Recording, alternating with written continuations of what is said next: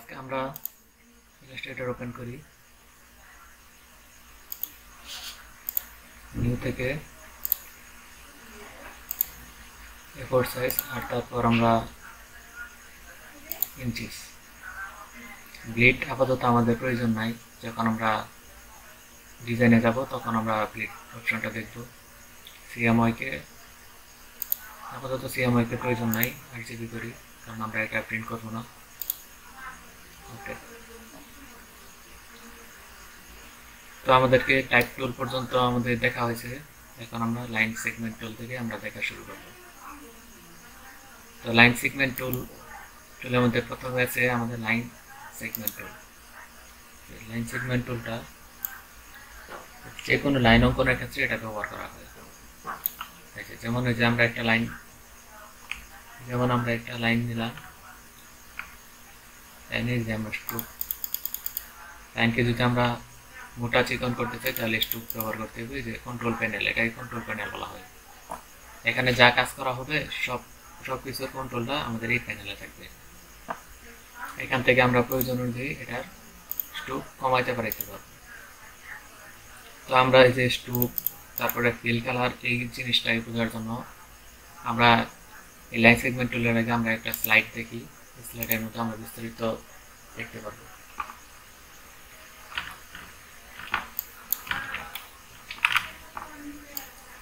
এই যে এখানে আমরা একটা রেক্টেঙ্গেল নিয়েছি। রেক্টেঙ্গেলের মধ্যে ভিতরের যে কালো অংশটা সেটা হচ্ছে ফিল কালার, আর এই যে বাহিরে যে লাল কালারের যে আমরা যে অংশটা দেখতে পাচ্ছি সেটা হচ্ছে স্ট্রোক কালার। স্ট্রোক হচ্ছে বর্ডারকে ইলাস্ট্রেটরের ভাষায় স্ট্রোক বলা হয়। এটার মধ্যে লেখা আছে যে ফিল অ্যান্ড স্ট্রোক, অর্থাৎ আমাদের যে এই শেপের মধ্যে ফিলও আছে এবং স্ট্রোকও আছে, দুটাই। আমরা কমায় বাড়ায় দেখি যে কোনটা কিরকম কাজ করে। এটা আমরা ফিল কালারটা দেখি, ফিল কালার কতটুকু। আমরা কালার চেঞ্জ করি শুরুতে। এই যে দেখুন, যে অংশটা ফিল সেটা কিন্তু চেঞ্জ হয়েছে।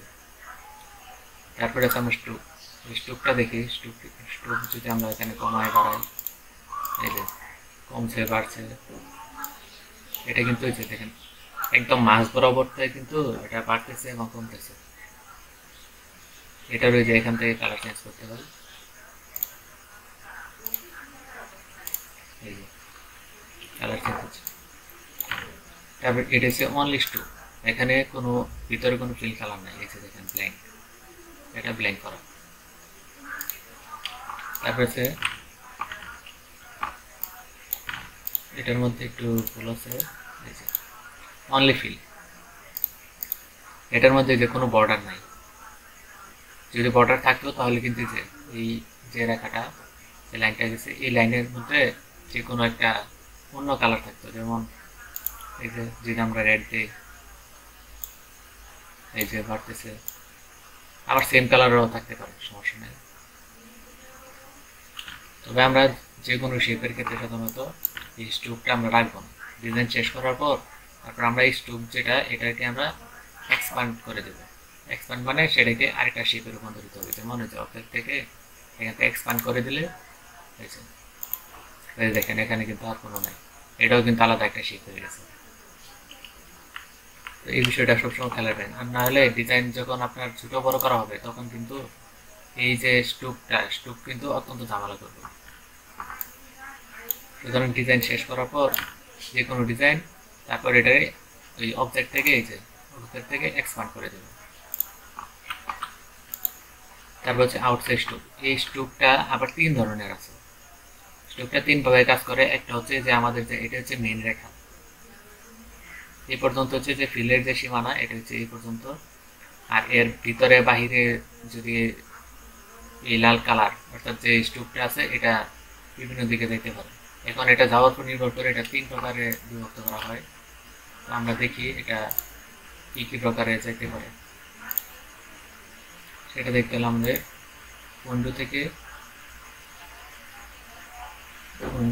স্ট্রোকস আছে, এই যে স্ট্রোকের যে প্যানেলটা, এটা কিন্তু যে প্যানেলে পাবেন। এই প্যানেল থেকে আমরা দেখি এই স্টুকটা, এই যে দেখেন এখান থেকে এই যে ক্যাপসের মধ্যে দেখেন এটা যে সরি এই যে অ্যালাইন স্টুকস, এই স্টুকসের যে অ্যালাইনমেন্ট হচ্ছে ভিতরে, এই যে এটা কিন্তু হচ্ছে সেন্টারে দেখেন 2 সেটি মেন রেখা থেকে 2 সেটি প্রবেশ করছে। এবার একটু জুম করি, এই যে দেখেন। তারপর যদি ইনসাইড দিলে এই যে রেখাটা আছে এটা একদম ভিতরে চলে গেছে। আর যদি সেন্টার থাকে, সেন্টার হচ্ছে যে আমি সবসময় ডিফল্ট যেটা থেকে এটা হচ্ছে সেন্টার, রেখা থেকে ভিতরে এবং বাইরে দুই দিকে কিন্তু সমানভাবে এটা যাবে। আর তারপর হচ্ছে ইনসাইড স্ট্রোক হচ্ছে যেই আমাদের যে ভিতরে ফিল কালারের যে সীমানাটা বর্ডার, এই সীমানার থেকে সবসময় এটা ভিতরের দিকে আসবে। যেমন যে এটার মধ্যে যদি আমরা এটা সিলেক্ট করে আমরা কালার দিই, এই যে দেখেন এই কালারের সীমানাটা কিন্তু হচ্ছে এই যে কর্নারগুলো পর্যন্ত।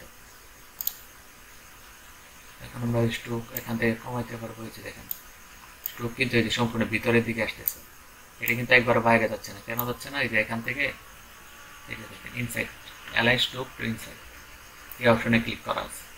এখন এটা যদি আউটসাইড দেওয়া থাকতো, এই যে সেন্টার দেওয়া থাকতো, এই যে সেন্টার কিন্তু এই যে দুই ভাগে বিভক্ত, ভিতরে অর্ধেক বাইরে অর্ধেক গেছে। আর যদি আউটসাইড থাকতো তাহলে কিন্তু এই যে একদম বাইরে গেছে, এটা যে দেখেন এই যে শুধু বাইরে যাচ্ছে, এটা কিন্তু ভিতরে প্রবেশ করবে না। কিন্তু যদি সেন্টার থাকতো তাহলে এই যে দেখেন বড় করলে এই যে ভিতরে বাইরে দুদিকে সমানভাবে যাচ্ছে। অনেক ডিজাইনে আপনার ডিফল্ট টাইপ ব্যবহার করা যায়, আবার কোনো কোনো ক্ষেত্রে কোনো ক্রুশিয়াল মুভমেন্টে আপনার এটা চেঞ্জ করতে হয়। যেমন কোনো সময় ভিতরে রাখতে হয়, কোনো সময় বাইরে রাখতে হয়, সেন্টার এটা ডিফল্ট থাকবে। তারপরে আছে আমাদের এখানে যে শেপটা দেখতে পাচ্ছি, এই শেপের মধ্যে যে স্ট্রোক, এই স্ট্রোকটা এই কর্নারটা কেমন সিস্টেম থাকবে সেটা আপনি ডিসাইড করতে পারবেন। যেমন এটা কিন্তু এই যে কর্নার আছে, এই কর্নারটা এই যে এখান থেকে সিলেক্ট করতে হয়। যদি মিটার জয়েন থাকে সিলেক্ট করা থাকে তাহলে যে মিটার জয়েন হচ্ছে একদম চারকোনা একটা কর্নার থাকে। আর যদি রাউন্ড জয়েন থাকে তাহলে এই যে আমাদের রেক্টেঙ্গেলের মধ্যে রাউন্ড রেক্টেঙ্গেল টুলের মতো অবস্থা। সরি, ওই যে এটা টান দিলে যেরকম একটু হালকা রাউন্ড হয়, এটার মধ্যে এরকম এই যে হালকা রাউন্ড হবে। এটা হচ্ছে যে এটা সিলেক্ট করবে। অনেক ডিজাইনে দেখবেন যে কি এই কর্নার দেওয়া থাকলে ডিজাইনটা মানে কোয়ালিটিটা কেমন কেমন মানে একটা ডিজাইন কোয়ালিটি সম্পূর্ণ হয় না। তারপর সেটার মধ্যে এইভাবে রাউন্ড করে দিতে হবে। আর রাউন্ডটা কিন্তু এই রেক্টেঙ্গেল টুলের ওইটা দিয়ে করতে পারবো না, এই যে এটা কিন্তু থাকবে না। তখন কিন্তু যে এই স্ট্রোকের ক্ষেত্রে এটাই ব্যবহার করতে হবে, এই স্ট্রোক প্যানেল থেকে এটা সিলেক্ট করতে হবে। তারপর হচ্ছে বেভেল জয়েন হচ্ছে এটা অনেকটা অষ্টভুজ আকৃতির মতো, চতুর্ভুজ অষ্টভুজ যে এরকম আর কি। এই যে এটার মধ্যে যেরকম কর্নারগুলো থাকে অনেকটা এরকম থাকে। এটা সাধারণত ব্যবহার হয় না, বেশিরভাগ ব্যবহার করা হয় মিটার জয়েন ডিফল্ট থাকবে, আর রাউন্ড জয়েনটা মাঝে মাঝে ব্যবহার করতে হয়। বেভেল জয়েন সাধারণত ব্যবহার করা হয় না, হয়তো মাঝে মাঝে প্রয়োজন করতে পারে। তারপরে আছে আপনি দেখবেন যে কিছু কিছু লাইন ব্যবহার করা হয় যেগুলো যদি আপনি পুরো ডিজাইনে যদি রাউন্ড সাইজের শেপগুলি নিয়ে কাজ করেন তাহলে সেখানে কিন্তু স্ট্রোকের ক্ষেত্রে বেশিরভাগই মানে যদি আপনি এই কর্নারগুলো রাখেন তাহলে অনেকটা মানে মানসম্মত হয় না। তো সেক্ষেত্রে সেগুলো হালকা রাউন্ড করে দিতে হয়। আর রাউন্ড করার ক্ষেত্রে সেগুলো কিন্তু যে এখানে কিন্তু টানাটানির কোনো অপশন নাই, যে যে রেক্টেঙ্গেল টুলে যেরকম থাকে রেডিয়াস কিন্তু এখানে থাকবে না। সুতরাং এখানে এসে আপনি স্ট্রোক প্যানেল থেকে এটা সিলেক্ট করে দিতে হবে। এই যে ক্যাপের ক্ষেত্রে যদি এটা দেওয়া থাকে বাট ক্যাপ তাহলে কিন্তু যে প্রথমটার মতো হবে, যদি রাউন্ড ক্যাপ থাকে তাহলে এটা হবে। আর যদি ক্যাপ প্রজেক্টিং ক্যাপ যদি থাকে তাহলে এই যে এইটা আর এটার মধ্যে কিন্তু দুটা দেখতে কাছাকাছি প্রায় সেমই, কিন্তু কাজটা একটু ভিন্ন। এই যে দেখেন এটা হচ্ছে একদম যে কর্নার পয়েন্টগুলো আছে তার সমান সমান।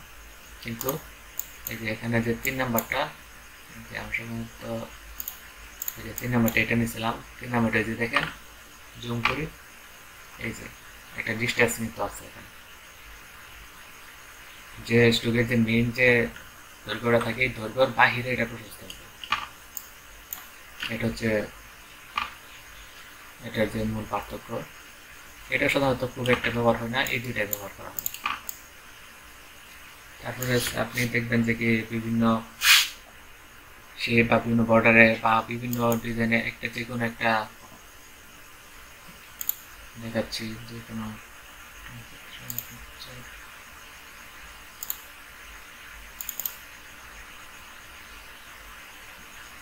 যেগুলো কিন্তু যে আমাদের করা, এগুলো অনেক ফেসবুক গ্রুপেও কিন্তু আপলোড করা হয়েছে।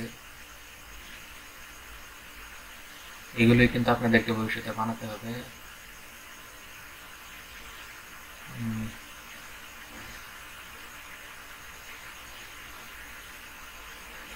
আচ্ছা, ওইটা ব্যবহারটা এখন আমি খুঁজে পাইতেছি না, তাহলে তারপরে দেখাবো।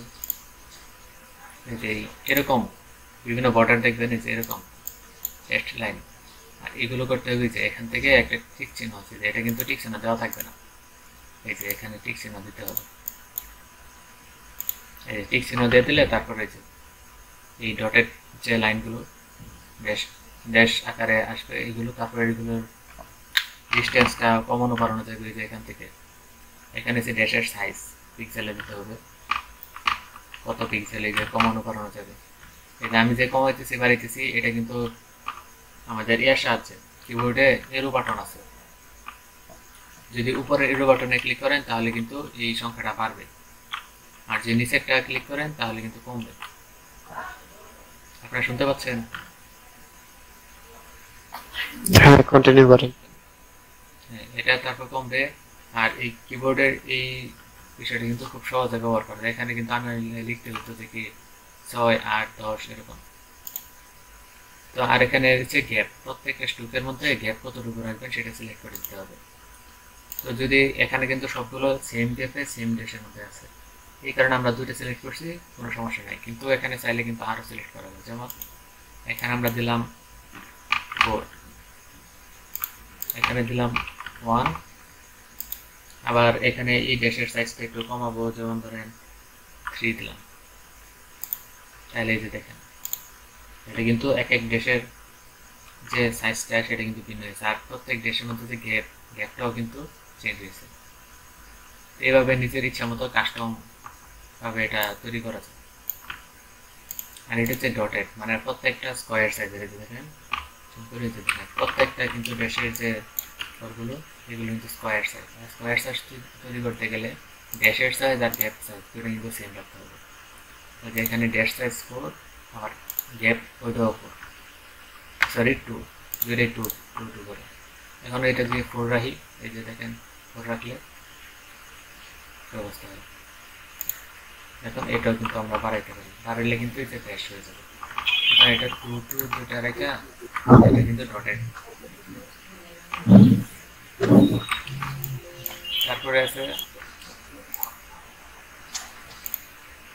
তারপরে আছে আমরা যে এরো, এই এরোগুলো আমরা দিতে পারি এখান থেকে। এই যে দেখেন নিচে আরো একটা অপশন আছে এরো হেডের। এরো হেড তৈরি করতে গেলে এই যে প্রথমে আমরা যে কোনো একটা লাইন দিব, লাইন টুল দিয়ে নিতে পারি, অথবা এই যে লাইন সিগন্যাল টুল থেকে লাইন দিয়ে নিতে পারি। দিলাম স্ট্রোকটা কমাই আমরা। তারপর এটা সিলেক্ট করার পর এটা কিন্তু শুরু হয়েছে এই জায়গা থেকে, এরো হেড। এখান থেকে আমরা যে কোনো একটা সিলেক্ট করতে পারি। এই যে বিভিন্ন ডিজাইন আছে, এগুলো কিন্তু ডিফল্ট সবারটাতে থাকবে। এই যে এটা দিলাম, এই যে তীর চিহ্ন এই মাথা আসলো। তারপর এই মাথা যদি আমরা করতে চাই তাহলে যে এটা হচ্ছে ব্যাক পার্ট, ব্যাক পার্ট থেকে যদি আমরা এই যে এটা দিই, এই যে দেখেন কিন্তু এখন দেখা যাচ্ছে কি এটার থেকে এটা অনেক বড়, বড়টা কিন্তু আমরা আবার ছোট করতে পারি। এই যে এখানে পার্সেন্টেজটা কমাই দিবেন যতটুকু প্রয়োজন, 65 রাখলাম, আর এটা একটু কমাই দিলাম 95। আমি যেটা দেখেন যে এটার মতো তৈরি হয়েছে। তো এটাও কিন্তু আমাদের যে এখানে যেটা তৈরি আছে এটাও কিন্তু এইভাবেই তৈরি করা, এখান থেকে একটা নেওয়া হয়েছে আর এখান থেকে একটা নেওয়া হয়েছে। বিভিন্ন জায়গায় বিভিন্ন কিছু হাইলাইট করতে গেলে দেখবেন যে এইভাবে এরও কি ব্যবহার করার প্রয়োজন হতে পারে, আর তখন এই স্টোক প্যানেল থেকে এখান থেকে নিয়ে নিতে পারবো। একজন জয়েন হয়েছে নাইম ভাই।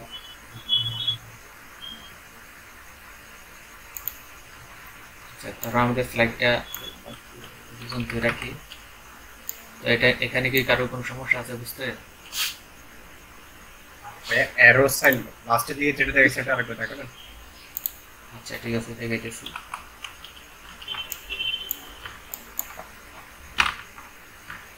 যে আমাদের এখানে এরো তৈরি করার জন্য এরোর যে বডিটা লাগবে, এই যে এই বডি, এই বডিটা আমরা কোথা থেকে পাবো? পেন টুল দিয়ে নিতে পারি আমরা। এই যে পেন টুলটা নিলাম, এটা আমরা পেন টুল দিয়ে একটা নিলাম, আর এটা অতিরিক্ত স্ট্রোকটা বেশি কমাই দিলাম মানানসই। এখন এটার সামনে এবং পিছনে তীরের যে সামনের মাথা এবং পিছনের মতো দুইটা কিন্তু যুক্ত করতে হবে, আর দুইটা অন্য কোনো জায়গা থেকে যুক্ত করতে হবে না, এত পরিশ্রম দরকার নেই। স্ট্রোক প্যানেলে এখানে আসলেই দেখবেন। কারণ এরো হেড এখন আপনি মাথা এই এটিসি কিন্তু এর মাথাটা, কারণ তীর সবসময় উপরে থেকে যায়, তো বা আপনি অনেক সময় নিচের দিকে আনতে পারবেন। এটা এখানে দুইটাইটাও আছে, যে দুইটা আপনি বামে নিতে চান, বামেরটাও আছে আবার ডানেরটাও আছে। তো এখান থেকে আমরা একটা সিলেক্ট করলাম, এই মাথাটা সুন্দর লাগছে এটা। তারপরে এখন আমরা এই যে এই ব্যাক পার্ট, ওইটা কিন্তু এটা এখানে আমরা এই তীরের যে ব্যাক পার্টে যেটা তৈরি যে অংশটা, সেই অংশটা একটা এই যে বিভিন্ন সাইজের আছে, যেটা আমাদের পছন্দ হয় সেটা দিতে হবে। এই যে এটা দিলাম। এই যে দেখেন এই মাথা থেকে কিন্তু ব্যাক পার্টটা কিন্তু অনেক বড় দেখাচ্ছে, যেটা কিন্তু কন্ট্রাস্ট ডিজাইনের যে কন্ট্রাস্ট আছে সেটা কিন্তু মেনটেন করতেছে না। এটা কিন্তু আমরা চাইলে বড় ছোট করতে পারবো, এই যে আমরা বড় করতে পারবো। এটা কিন্তু এখান থেকে যেটা বড় ছোট করবেন সেটার নিচেই কিন্তু অপশনটা আছে। তো সেখান থেকে যে কিবোর্ডের এরো বাটন নিচেরটা, সেটা ক্লিক করলে এই যে দেখেন ছোট হচ্ছে, আবার বড় হচ্ছে, উপরেরটা ক্লিক করলে নিচেরটা। এখন পরিমাণ মতো এটার সাথে এটা মোটামুটি অ্যাডজাস্ট করছে, ঠিক আছে। আমরা এটা 70% রাখলাম, যেটা কিন্তু এইভাবে তৈরি করতে হয়। আবার যদি আপনি চাইলে এই মাথাটা উপরেও নিতে পারতেন, ওটা সমস্যা নেই, ওটা শুধু এখান থেকে সিলেক্ট করে দিতে হবে। বুঝতে পারছেন? এটা কি একসাথে মানে একটা লাইনে নিয়ে আসা যাবে একসাথে? বুঝলাম না ভাই। দেখি কি ভাই, এখন তার লাইনটা আমার বাঁকা আছে, হ্যাঁ তো এটাকে আমি কি একসাথে সোজা সোজা করে ফেলতে পারবো কিনা? হ্যাঁ, আপনি সোজা তো করতে পারবেন। সোজা করতে গেলে আপনি এই যে লাইন সেগমেন্ট টুল থেকে নিতে পারবেন। এই দেখেন লাইন সেগমেন্ট টুল, সেটা তো এখানে দেখে আনতে চাইছি। আর আমরা নতুন স্লাইডে যাই, এখানে দেখি আমরা এই যে আমরা লাইন সেগমেন্ট টুলটা নিই, নিলে লাইন সেগমেন্ট টুল কিন্তু হচ্ছে যত মানে একদম এই যে দেখেন এটা কিন্তু যে লাইন সেগমেন্ট টুল, আমরা যে দিকে চাই সেই দিকে কিন্তু নিতে পারতেছি। তো আমরা যদি শিফট চাপ দেওয়া ধরি তাহলে কিন্তু এটা একদম সোজা যাবে, আর যদি একটু বাঁকা করতে চাই তাহলে 45 ডিগ্রি অ্যাঙ্গেলে নেব, এটা ফুল 45 ডিগ্রি। আর সোজা গেলেন না একদম 180 ডিগ্রি। তো আমরা নিলাম, নেওয়ার পরে স্টোকটা একটু কমাই দিই। তারপরে এই যে এই যে স্টোক প্যানেলটা, এই স্টোক প্যানেল থেকে এই যে এখানে কিন্তু আমরা নিতে পারবো। এই যে নিলাম, এই যে একটা নিলাম, এই যে কিন্তু সোজা হয়ে গেল।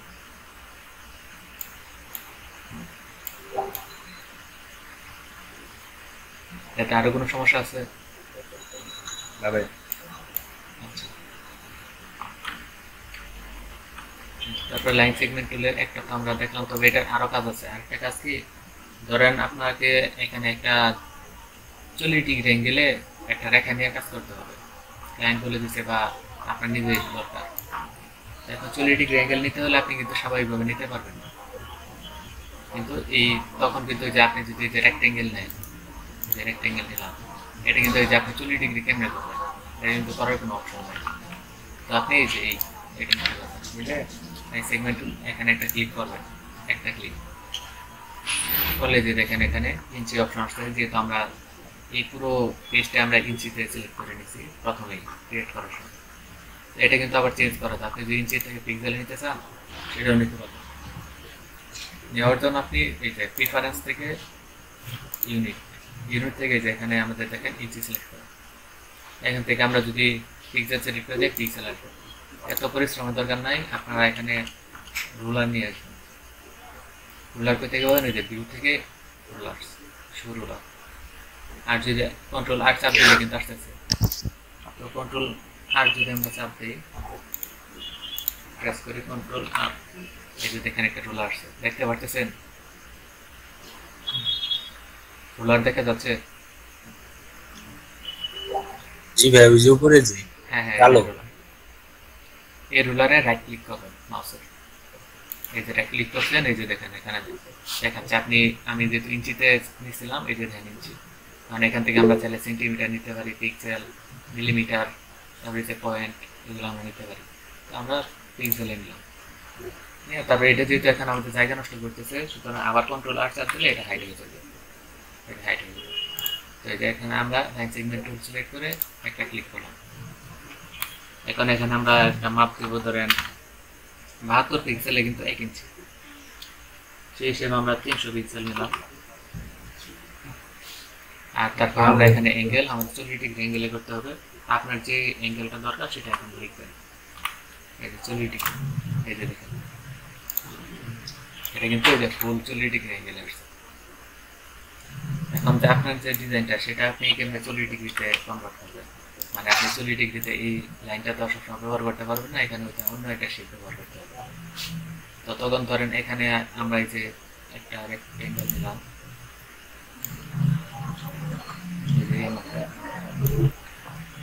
নেওয়ার পরে এখন আমরা এটা কিন্তু 40 ডিগ্রি। এখন আমাদের এখানে একটা শেপ নিতে হবে, শেপের মধ্যে হয়তো একটা ছবি বসাবো বা যে কোনো একটা গাছ। এখন এটা করার জন্য direct selection tool, direct selection tool আমরা সিলেক্ট করলাম। তারপরে এই যে এখানে একটা ক্লিক করে শিফট চাপ দিয়ে কিন্তু নিব, আনলে কিন্তু এই যে তারা হয়ে যাচ্ছে উপরে নিচে বিভিন্ন দিকে চলে যাবে। আমি শিফট চাপ দিয়ে নিলাম, এই যে এই পর্যন্ত গেল, এখানে আমরা রাখলাম। আর তারপর এখানে আরেকটা চাপ দিয়ে এই যে রাখলাম, এটা দেখেন এখন কিন্তু যে আমরা যদি এখানে ফিল কালার করে দিই, সরি সিলেক্ট করে নিই,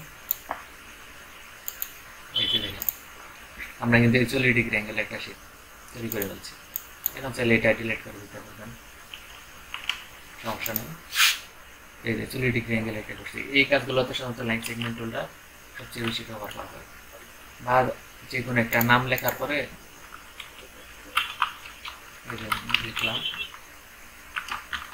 121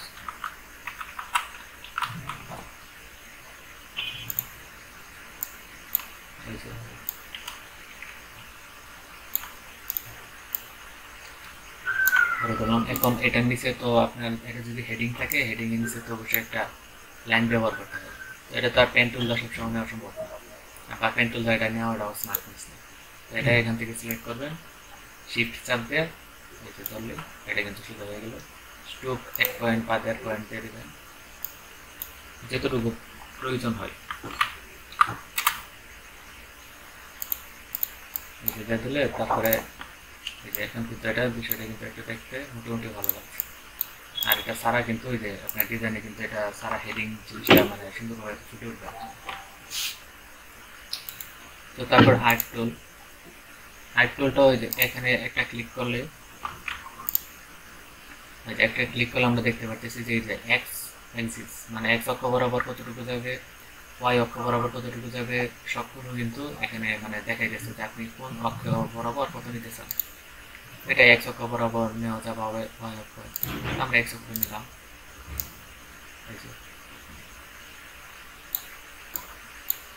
আমরা স্ট্রোক একটা দিয়ে নিই, তাহলে দেখা যাবে সুন্দর করে। যদি শিফট চাপ দেন তাহলে মানে বিষয়টা সুন্দরভাবে ফুটবে। আর যদি শিফট চাপ দেওয়া না হয় তাহলে কিন্তু এটা যে কাস্টম শেপ তৈরি হয়তো কোনো অ্যাঙ্গেল বা কোনো কিছু ঠিক থাকে না। তো এটা নিজের মতো করা যায়। আর এটা খুব বেশি একটা কাজ না। এরকম কোনো শেপ প্রয়োজন হলে পেন টুল দিয়ে নিলেই সবচেয়ে ভালো।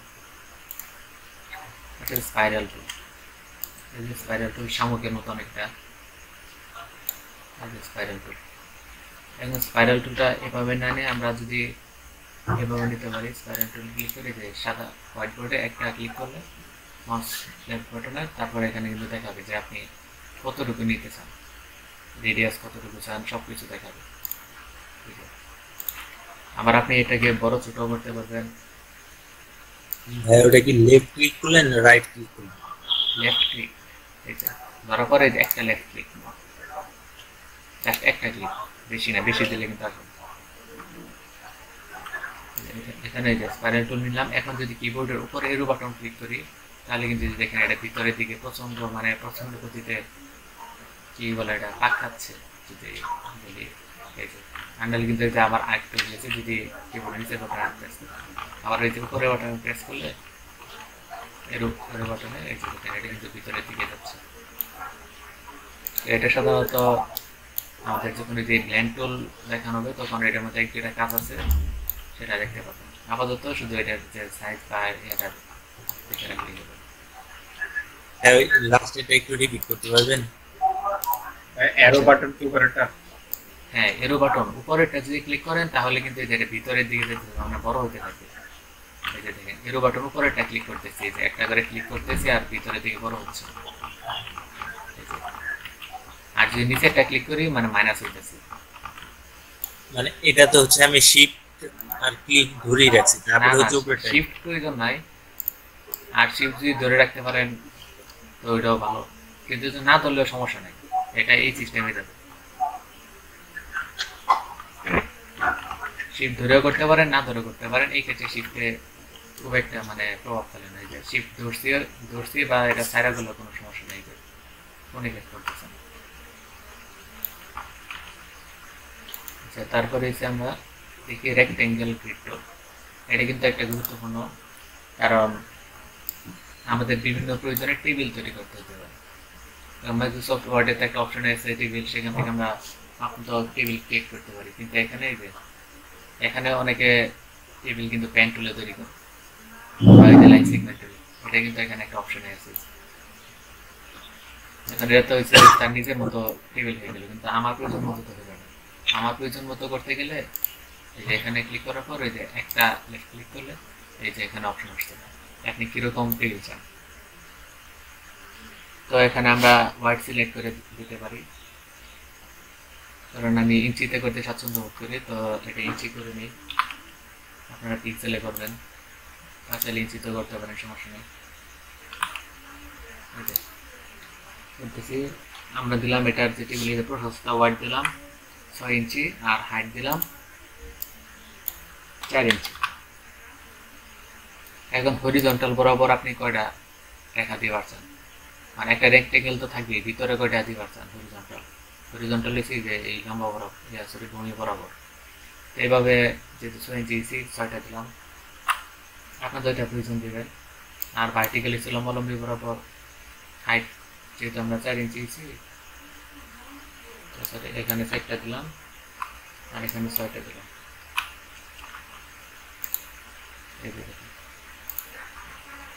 আমার এখানে কিন্তু যেহেতু মাপ বরাবর দিচ্ছে এই কারণে সব স্কোয়ার আসছে। এখানে যদি কম বেশি করেন রেক্টেঙ্গেল সাইজ আসবে, এটা কোনো সমস্যা না। আপনার যেটা প্রয়োজন, যতটুকু দৈর্ঘ্য প্রয়োজন ততটুকুর মতো নেবেন। আবার এখানে থেকে এই যে বড় ছোট করা যাবে, সমস্যা নাই। তারপরে আছে আপনি এখানে যে আনগ্রুপ করার পরে এগুলো কিন্তু এই যে সরাইতে পারবেন। এমনি সরাইন না তাহলে কিন্তু এই যে তার যে রেলওয়ে ট্র্যাক আছে ওটা কিন্তু ব্যাক করবে। তো ওই যে এখান থেকে শিফট ধরে যে কোনো দিকে নিতে পারবেন। এই ঘরটা আমার একটু বড় দরকার, এটা বড় নিলাম, এটা ছোট দরকার ছোট নিলাম, শিফটে চাপটা তাহলে এটা একদম সমান থাকবে। এই যে এটা নিচের দিকে আনা যাবে, সব আনগ্রুপ করার পরে আর কি সব করতে পারবেন, নিজের মতো বাসা দিতে পারবেন। তো তারপরে আছে পোলার গ্রিড টুল। দেখি আগে পোলার গ্রিড টুলটা কিরকম। এই যে মাকড়সা জালের মতো, এই যে এটা কিন্তু সেপ্ট হয়েছে, আমি শিফটে চাপ দিইনি এই কারণে দিলাম। এখন এটা কিন্তু এখান থেকে এটা কিন্তু পুরোটা গ্রুপ আকারে আছে। এখন সেটাকে আমরা আনগ্রুপ করতে হবে, আনগ্রুপ করে নিজের মতো করে সাজাইতে পারি। আবার আমরা এটাকে এখান থেকে আমরা একটা নতুন একটা আইকন তৈরি করার চেষ্টা করি। তো আমরা ডাইরেক্ট সিলেকশন টুল নিলাম, নেওয়ার পর এটা আমরা এইগুলো সিলেক্ট করলাম, ডিলেট ডিলেট করলাম।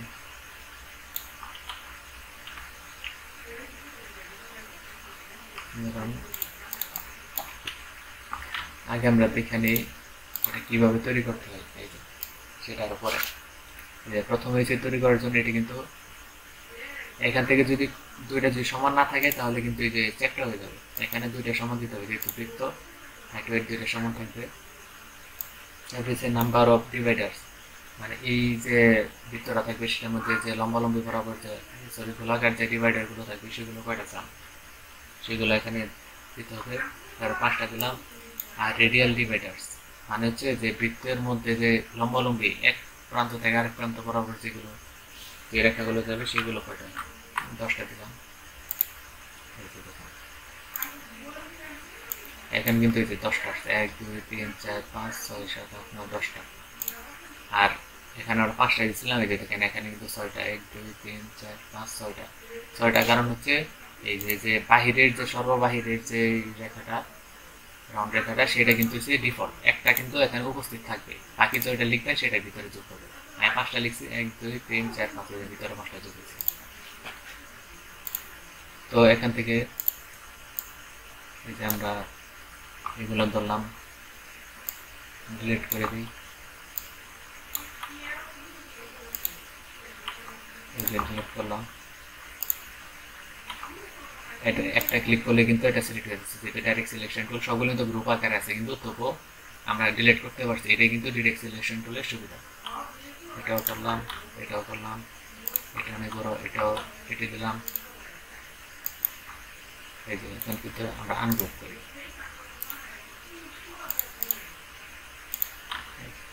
এখন আমরা যদি এখান থেকে একটা ইলিপস টুল নিই, ইলিপস টুল নেওয়ার পরে আমরা এখানে একটা রাউন্ড নিই, সার্কেল নিই, এই যে সার্কেল।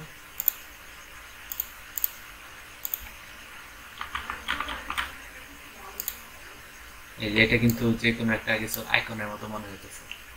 আপনারা কি কেউ বলবেন যে এটা কিসের আইকন? আইকন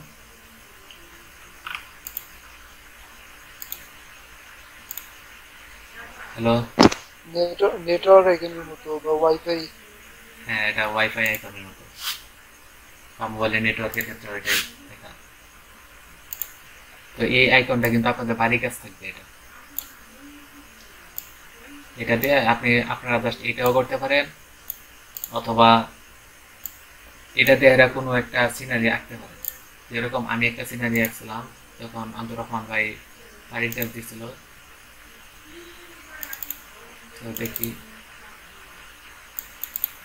এই যে আমাদেরকেও কিন্তু এটা হোমওয়ার্ক দেওয়া হয়েছিল। তারপর আমি কিন্তু এটা আঁকছিলাম হোমওয়ার্ক। তারপরে এই যে এখানে একটা টাওয়ার থেকে নেটওয়ার্ক আসতেছে, মোবাইলে আসছে, মোবাইলের টাওয়ার জুম ইন করে এখানে দেখা হচ্ছে। মানে এটা কিন্তু আমি আঁকতে পারি নাই, তখন কিন্তু আমি নতুন ছিলাম। মানে এইগুলো কোনো রকম আঁকছি জাস্ট এই যে আইকন এটারে মানে একটা ফুটিয়ে তোলার জন্য আর কি বলে, এটা কিন্তু একটা আনপ্রফেশনাল একদম বাচ্চাদের হয়েছে, কিন্তু আমি এটা ফুটিয়ে তোলার জন্য এগুলো করছি। আর আপনারাও কিন্তু এইভাবে নিজের মতো আঁকি যদি করবেন তাহলে এই যে যেমন এটা পেন টুল থাকছে, আমার পেন টুলের উপরে একটু আয়ত্ত আসছে। তারপরে আছে এই যে এখানে এইগুলো রাউন্ড করার জন্য স্মুথ টুল ব্যবহার করা হয়েছে, এই স্মুথ টুলটা আমার আয়ত্তে আসছে। মানে এইভাবে যে এখানে ডাইরেক্ট সিলেকশন টুল ব্যবহার করা হয়েছে, এগুলোর মধ্যে যে কালার স্ট্রোক এইসব ব্যবহার করা হয়েছে। এইভাবে কিন্তু আপনার এই এরকম যদি যে কোনো নিজের মতো করে যে কোনো একদম শিশুদের মতো আঁকবেন তাহলে দেখবেন বিভিন্ন টুলসগুলো আপনার কাছে সহজ হয়ে যাচ্ছে দিন দিন। বুঝতে পারছেন?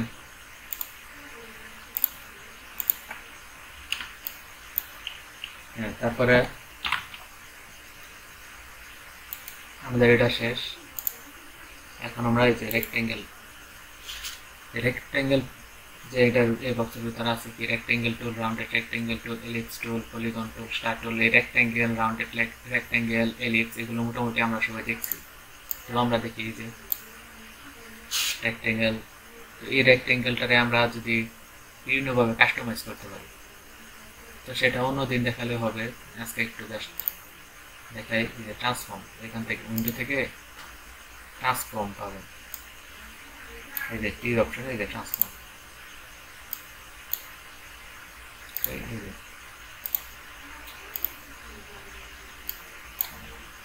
এই যে আমাদের এখানে এই ট্রান্সফর্মটা, এই যে দেখেন প্রথমে গিয়েছে এক্স অক্ষ বরাবর কত ডিগ্রি, মানে কতটুকু, মানে যেই দৈর্ঘ্যটা পরিবর্তন করতে চান এখানে যদি আপনি এটা সিলেক্ট করে দেন, তারপর সেটা কিন্তু এই অক্ষ বরাবর এটা কিন্তু চেঞ্জ হবে। আর এখানে লিঙ্ক করা থাকলে একসাথে সবগুলো হবে। তো এই যে আপনারা চাইলে কিন্তু এই যে এটা কিন্তু অনেক সময় কিন্তু এই যে ফাঁকা থাকে একদিকে, এটা ফাঁকাটাই যায় কেমনে, এই যে এখানে যে একটা এই যে দেখেন এটা কিন্তু যে আইকনটা দিছে শেয়ার বলা হয়, এই আইকনটা কিন্তু দেখে বোঝা যাচ্ছে যে এটা দ্বারা মানে পাকানো হয় সেটাকে। ওই যে আমরা 30 ডিগ্রি দিলাম, এটা দেখেন পাকা হয়ে গেছে। তো এটা আর সুন্দর লাগতো যদি আরো মানে চিকন থাকতো। এই শেপটা এই যে দেখেন, এটাকে আমরা যদি 30 ডিগ্রি দিই, এই যে দেখেন এটা কিন্তু পাকা হয়ে গেছে। আবার শুধু ডান দিকে না, এটা কিন্তু যে বাম দিকেও যাবে। একবার দিলাম, আগের থেকে ফিরে আসছে বাম দিকে, শুধু 30 ডিগ্রি না, আপনি যত ডিগ্রি আপনার ডিজাইনের সাথে মানায় তত ডিগ্রিতে আপনি এটা কিন্তু অ্যাঙ্গেল করতে পারবেন। তো তারপরে আছে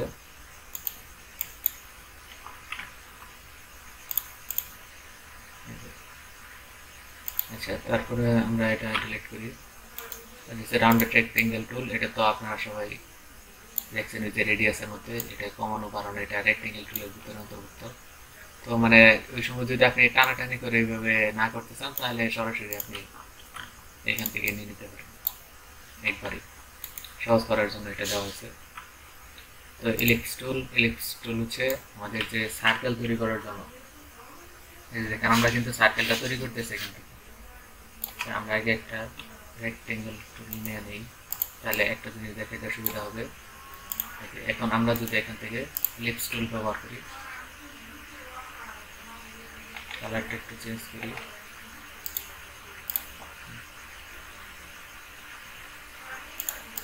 তারপরে আমরা যদি এখান থেকে এটা নেই, ধরো যে এখান থেকে টান দিলাম, এখন কিন্তু এটা কিন্তু সোজা হচ্ছে না, মানে এভাবে দিলে কেমন একটা 3D ভাব আসতেছে। তারপরে আছে আপনি এই যে এভাবে দিলে কিন্তু যে বিভিন্ন ডিম্বাকৃতি, বিভিন্ন আকৃতি কিন্তু হচ্ছে।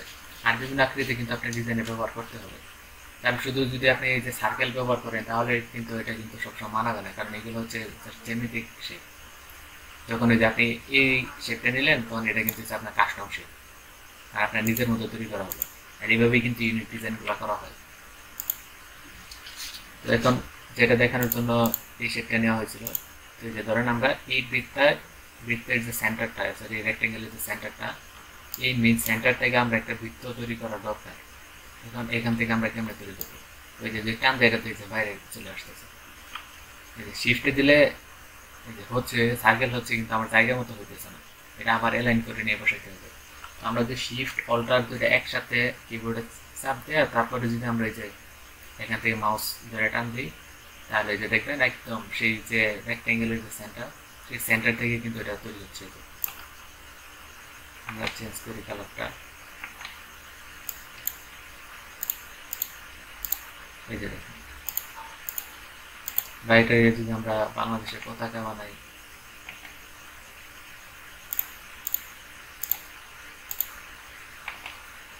এই যে পতাকা হয়ে গেল। আর সবুজ কালারটা কিন্তু শুধু আমাদের বাংলাদেশের পতাকা যে রং, সেটা কিন্তু শুধু মিন করে না যে মানুষের সবুজ প্রকৃতি, ইসলাম ধর্মের কালারটাও কিন্তু সবুজ।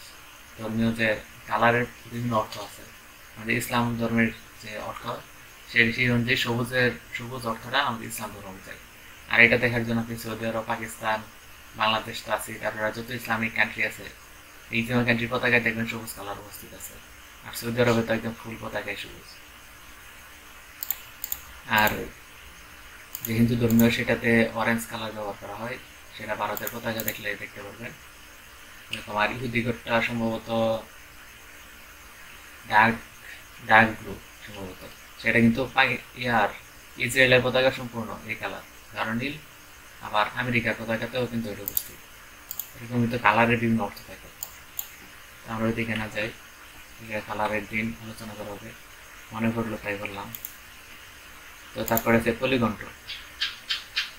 পলিগন টুলের ক্ষেত্রে প্রথমে কিন্তু আমি কিছুক্ষণ আগে অষ্টম নবভোজ নিয়ে কাজ করছিলাম, এই কারণে কিন্তু এতগুলো আসতেছে। সাধারণত এতগুলো আসে 5টা আসবে, যে 5টা আসবে আপনাদের। তো এই 5টা আসলে যে কিন্তু এটা কিন্তু যে কোনো দিকে মুভ হচ্ছে, ঘুরছে সবকিছু। এটাকে যদি আপনার সুন্দরভাবে নিতে চান তাহলে শিফট চাপ দিয়ে তারপর নিতে হবে। আর এখানে কিন্তু এই কর্নারগুলো কিন্তু বাড়ানো কমানো যাবে। কিবোর্ডের এরো বাটন উপরে একটা ক্লিক করলে যে দেখেন বাড়তেছে, একটা করে বাড়তেছে, এই যে বাড়তেছে। তো এখন প্রশ্ন আসতে পারে যে তাহলে ত্রিভুজ কেমনে আঁকবো? এটা তো অষ্টভুজ, নবভুজ বিভিন্ন কিছু তৈরি হয়। ত্রিভুজও কিন্তু এই যে এটা দিয়ে তৈরি হবে। এই যে ধরার পরে একটা করে যে কিবোর্ডের যে এরুপি নিচের এরুপি চাপ দেবেন, এই যে দেখেন এই যে ভাই 90 ডিগ্রি একটা ত্রিভুজ কিভাবে অ্যাড করব? এই যে ত্রিভুজ আমাদের যে এখান থেকে পলিগন টুলটা নিয়ে তারপরে ধরার পর ওই যে 90 ডিগ্রি। না 90 ডিগ্রি প্রয়োজন নাই। এই যে কিবোর্ডের যে এরুপি এটা তখন কমানো হয়েছে তখন। আর আপনি কি সমকোণের এটা বুঝাইতেছেন? হ্যাঁ হ্যাঁ, সমকোণ সমকোণ। হ্যাঁ, সমকোণ হচ্ছে আপনি পেন টুল দিয়ে আঁকতে পারবেন। আবার এই যে এখানে কি জানি দেখেছিলাম, এই যে লাইন সেগমেন্ট, এটা দেওয়া পারবেন। আর পেন টুল দেওয়া পারবেন। পেন টুল দেওয়া সহজ হবে, বিষয়টা একটা রেক্টেঙ্গেল নিয়ে একটা কোণ মাইনাস করে দেন, হয়ে যাবে। সেটা তো হবে। এখানে শেপের হ্যাঁ, শেপটা চেঞ্জ করার জন্য কি করতে হবে? এইটা যেটা দেখা যায় ওই যে এখান থেকে করা যাবে। তারপরে হচ্ছে যে পেন টুল থেকে এই যে ডিলেট অ্যাঙ্কর পয়েন্ট এটা দিলে কিন্তু এটা হয়ে গেছে। আবার যদি আপনি যদি যে কোনো কাস্টম আকারে যদি নিতে চান, মানে নিজের মতো করে, তাহলে পেন টুল দিয়ে নিতে পারবেন। এখানে নিচেন শিফট চাপ দিয়ে নিচের দিকে আনবেন। এখান থেকে শিফট চাপ দিয়ে যে কোনো দিকে নিতে পারলেন, এই যে তারপরে এখানে জয়েন করে দিলেন 90 ডিগ্রি। বুঝতে পারছেন? হ্যালো ভাই,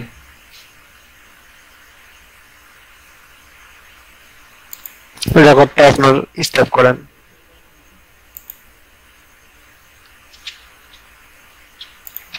তারপর হচ্ছে পলিগনের এটা শেপটা চেঞ্জ করে কেমনে? আপনি একটু আগে যেটা দেখা যায়। মানে যে বিভিন্ন কর্নারটা চেঞ্জ হচ্ছে, হ্যাঁ হ্যাঁ, এটাই যে কিবোর্ডে এরো বাটন উপরেটা ক্লিক করবেন, কর্নার বার আচ্ছা আচ্ছা। আর নিচেটা ক্লিক করলে কমবে। তারপর হচ্ছে স্টার টুল। এটা হচ্ছে স্টার, মানে যে তারা, এখন তারা এখানে 5 কর্নার বিশিষ্ট।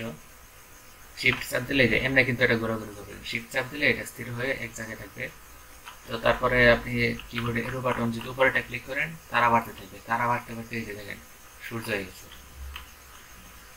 আবার এতে কমাইলে কিন্তু এটা একেবারে ত্রিভুজে আসবে, ত্রিভুজে। তো আপনার জয়টা মন চায়, যদি 6টা নিয়ে কাজ করতে চান তো 6টা নিতে পারবেন, বা জয়টা দরকার ওইটা নিয়ে কাজ করতে পারবেন। তারপরে হচ্ছে ফ্লেয়ার টুল। ফ্লেয়ার টুলটা একটু জটিল, এটার ব্যবহার খুবই সীমিত। আমি এখন পর্যন্ত কোনো ব্যবহার পাই নাই, তো দেখাইতেছি। এটা ফুটে ওঠানোর জন্য যে কোনো একটা কালার দরকার। ধরেন এই কালারটা দিলাম,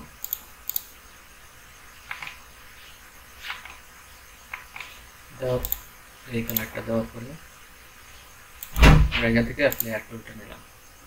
নেওয়ার পরে আমরা এখানে একটা ক্লিক করি। ক্লিক করার পরে এখানে কিন্তু এটার যে পরিমাপ সেটা চাইতেছে।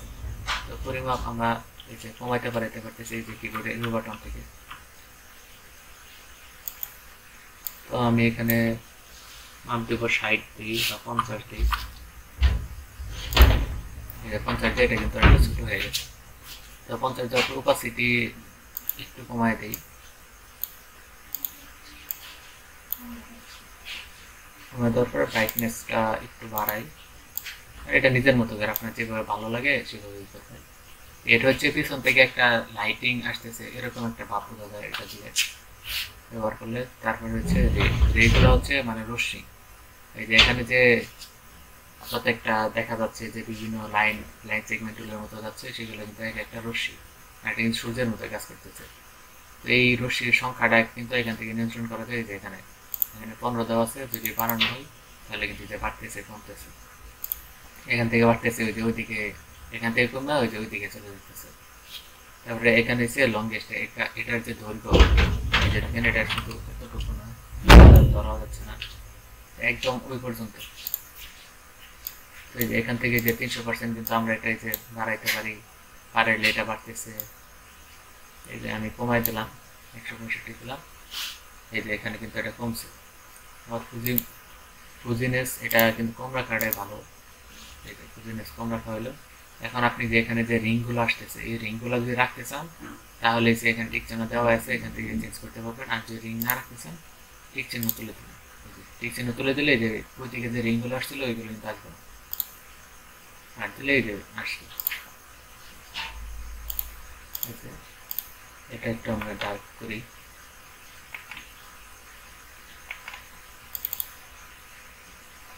এই 3D নিয়ে কাজ করলে এটাই ঝামেলা, সহজে কাজ করেন। এই যে আমরা যে ফ্ল্যাট টুলটা ব্যবহার করছিলাম, ওই যে দেখেন পুরোটার একটা কালার, আর এখান থেকে একটা লাইটিং হচ্ছে, এই যে দেখেন এই যে রেগুলো, এই যে রেগুলো দেখা যাইতেছে। তো এইগুলো কিন্তু আমরা চেঞ্জ করতে পারি। এটা উস্তানির পিছে ভারী হবে অনেক।